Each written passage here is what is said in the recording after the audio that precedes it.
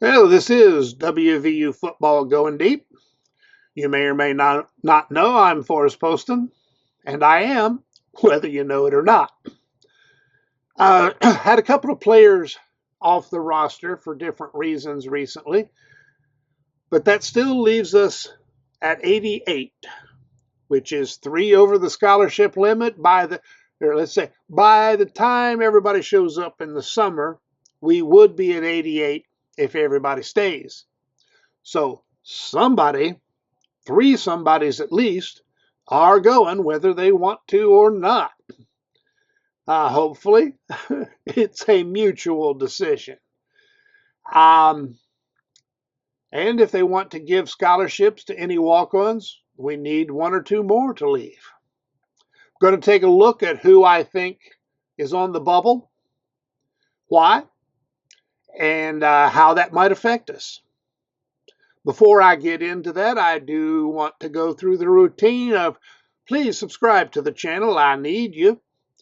Please click thumbs up. Please make comments. Do all these kind of things that tell YouTube to show this video to more people because the impressions aren't good right now. I need your help. All right. Looking at the defense. I think the most obvious one is Braden Dudley at the Spur. He's buried on the depth chart, and he's been buried on the depth chart since it was called Bandit. No sign of him moving up. Seems to be moving down as we recruit more. I don't even remember the last time a coach mentioned him. I think they did, but that's about it. So, unless he has some sort of awakening, seems to me it is time for him to drop down to a lower level and move on. Favaris is a question mark. And a lot's going to depend on his injury. He's not coming back for spring.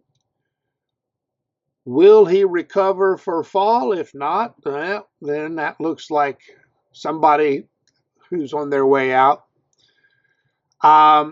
If he does recover, where does he play?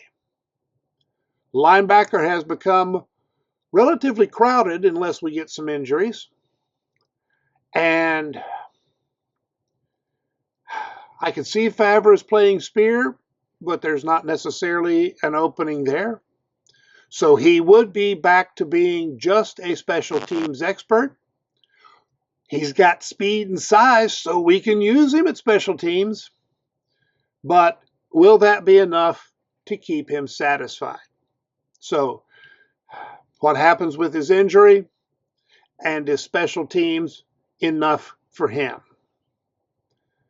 I don't think we're hurt if he leaves. I guess, we've got more talent and even more depth at linebacker. All we lack right now is experience. Lathan has some. Cutter has some. And Carrico has some age, but not a lot of on-field experience. But I think we'll be okay.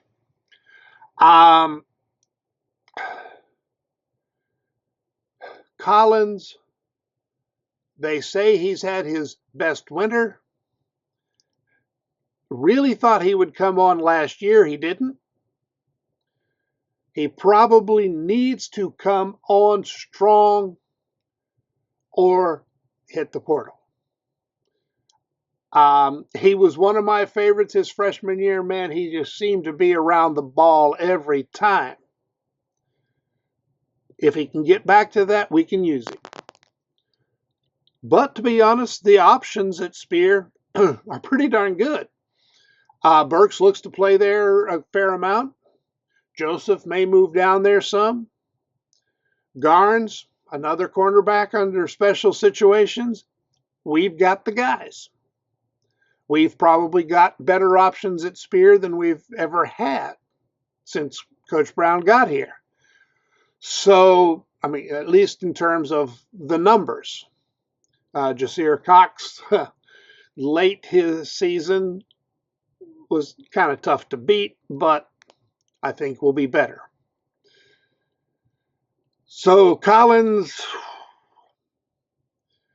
his options don't get better next year necessarily. So make or break will be okay. Other one on defense has to be Jacoby Spells. It's another one I don't like to bring up, but dang it, he hasn't yet produced. And unless he takes 3 giant steps, Simon says, he's not going to pass the guys we brought in. There are some guys who have already looked very good where they played. So Spells has to do something special just to be in the 2 deep right now. Came out with all the expectations you could ever have. Things have not gone his way, and I do not know why. But we do have the bodies this year. We can lose 1 or 2 and still be in a heck of a lot better shape than we were last year when Ruffin and Bishop had to play almost every snap. But he is one of those guys you just want him to succeed. So let's hope. But he's on the list. On the offensive side, the obvious one has been talked about, and that's Anderson.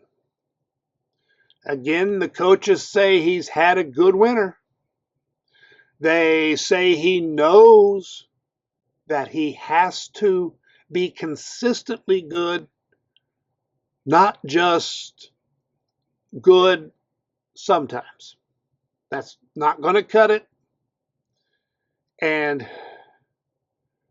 he knows what he has to do. Can he do it? Will he do it? If he doesn't, the other 2 scholarship running backs are just coming in later this summer. They are not getting a head start. But Clay Ash, he's a walk-on. He's an impressive walk-on, and he's here.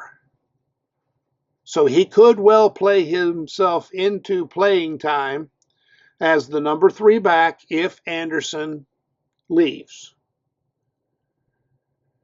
And he could play himself into the number 3 back even if Anderson doesn't leave. And if that happens, Anderson should leave. Ash is, he's not as big as Anderson or Donaldson. He is, I think bigger than Jaheim White, but would still be, he'd be a good replacement. He's not an identical back. But again, I think if we have to play Ash, we're okay. Judah Price, don't know where he's ever going to fit. Depends on putting on the weight, maintaining or gaining speed, which Mike Joseph has shown an ability to help players accomplish. So, but I do think Ash has the edge. He's bigger. On the line, Hamilton was injured last year. Don't know how badly, but evidently badly enough to keep him out pretty much the whole year. How much has he really come back from that? He's practicing. He's not limited as far as I know. But will he progress the way he needs to at this stage? And again, the hopes were high for him before the injury.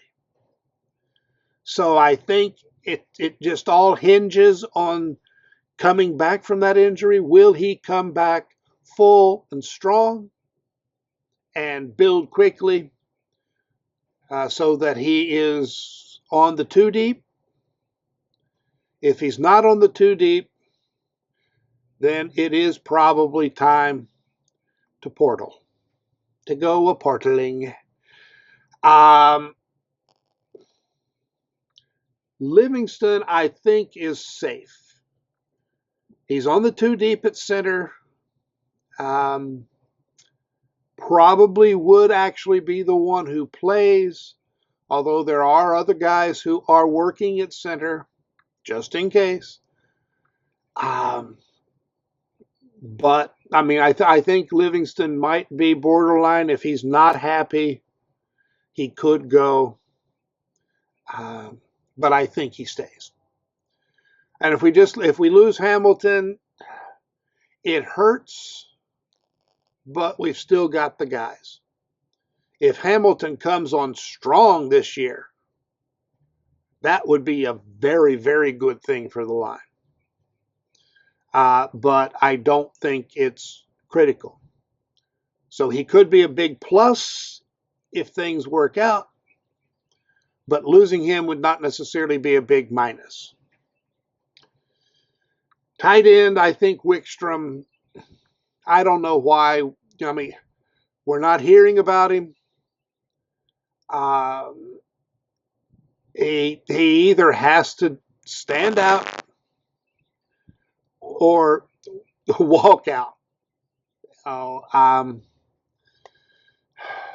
I don't know what he's doing on special teams. Maybe he's a key there, but he doesn't seem to be a factor at tight end.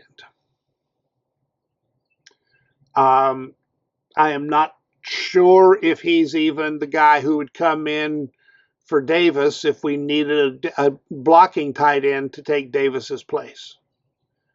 He's just not, doesn't seem to be in the picture. Receiving room is crowded. Man, it's crowded. And it's good. It's more crowded since TJ Johnson seems to have moved over there.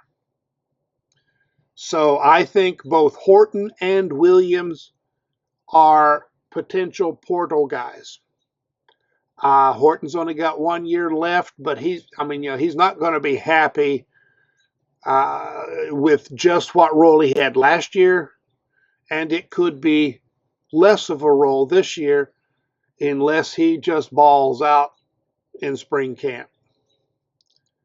And then we've got Farmer coming in later, who looks to be getting some snaps. Williams has been around, I think this is his third year. He was with the number ones, from what I heard, at the beginning of practice the first day. That's not necessarily significant, but with the quality in that room, he has to show some good stuff this spring, or probably, go into the portal. Now, last year, Sean Boyle was not the third string quarterback. That was Scott Keene, who's a walk-on. And in Allen's press conference, he specifically said that there is a battle for the number 3 in spring between Boyle and Keene. No big deal for Boyle to be battling for number 3 against a walk-on in his freshman year. But second year and battling, that isn't good.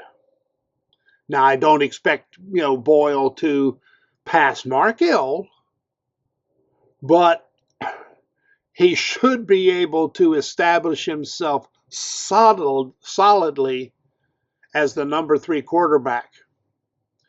My understanding is Keene is pretty good. but he's a walk-on. And, you know, a second-year scholarship quarterback should be ahead of the walk-ons. And we have Wilkins coming, as far as I know, this summer. And he could well pass both of them for the number 3 spot relatively quickly, especially if he's put on some weight. If he doesn't do it before the opener, I kind of think he would later in the season, unless Boyle just picks it up. So I think Boyle is a good candidate for the portal. I don't think it will really hurt us. You know, you get to your number 3 quarterback, you know, whether it's a scholarship player or a walk-on, you're going to have some issues. But we should be okay, and looks like it might be best for Boyle. Dang, I thought I still had some things to cover. It looks like I've gone through my list and didn't notice it. Anyway, those are the 10 or 11 guys I think are the most likely to enter the portal. Actually, I think we could lose all of them and be okay. Livingston's probably the one that would hurt most, since he is currently the backup center. Hamilton would kind of be second on the list. There's a lot of them. I mean, don't want to see Hamilton go. Don't want to see Collins go. Don't want to see Spells go. But somebody, at least 3 somebodies, got to go. We are about halfway through camp, so we will probably know in 1 to 2 weeks. Let's see. The portal may not open until May. I lose track. But we should know shortly after camp who's coming or going. All right. Thanks for watching. I will repeat as you start signing off when you hear this. Please subscribe to the channel. Tell people, make comments. I prefer the comments without profanity, or I think YouTube prefers them without profanity. And the thumbs up button helps. And I appreciate you watching. I will see you later, and so long.